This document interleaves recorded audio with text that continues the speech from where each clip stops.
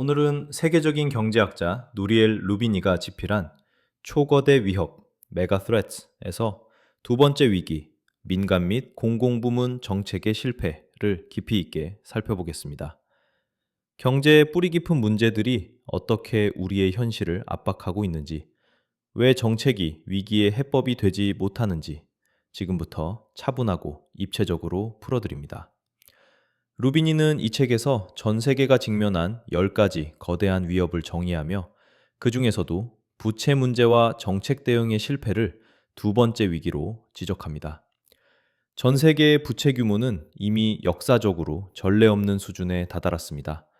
정부, 기업, 가계부채가 모두 급증하면서 부채 자체가 하나의 시스템적 위험이 된 것입니다. 정책 당국은 경기 침체나 위기 시기에 경기를 살리기 위해 빚을 늘리는 방식을 선택했지만 그 선택이 오히려 부채를 더욱 키우는 악순환으로 이어졌습니다.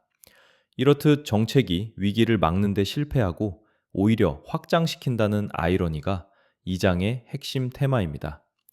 루비니는 특히 정부와 중앙은행이 위기에 대응하는 대표적인 7가지 전략을 제시하면서 많은 경우 이런 대응이 상황을 오히려 악화시킨다고 경고합니다. 1. 구제금융. 정부가 민간 기업을 살리기 위해 자금을 투입하면 기업은 살아나지만 위험은 사회 전체로 전이됩니다.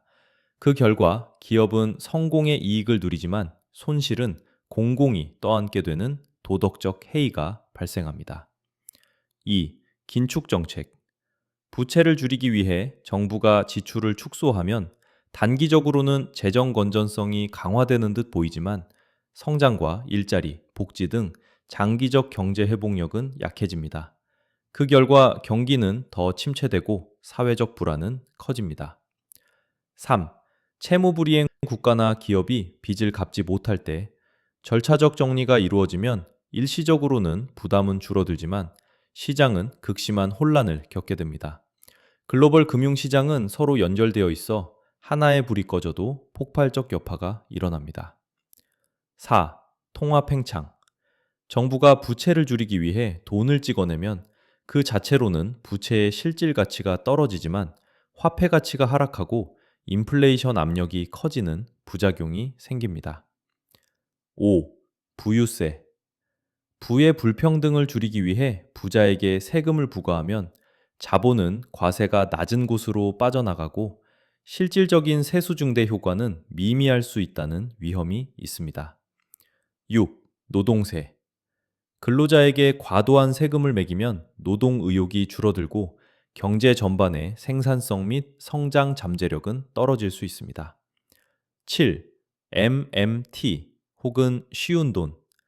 정부가 재정 적자를 통화 발행으로 보완하는 정책은 자산시장 거품과 투기적 거래를 촉진해 오히려 새로운 위기의 불씨를 키울 수 있습니다. 왜 정책은 반복적으로 실패하는가? 라는 질문의 핵심에는 구조적 문제가 자리합니다.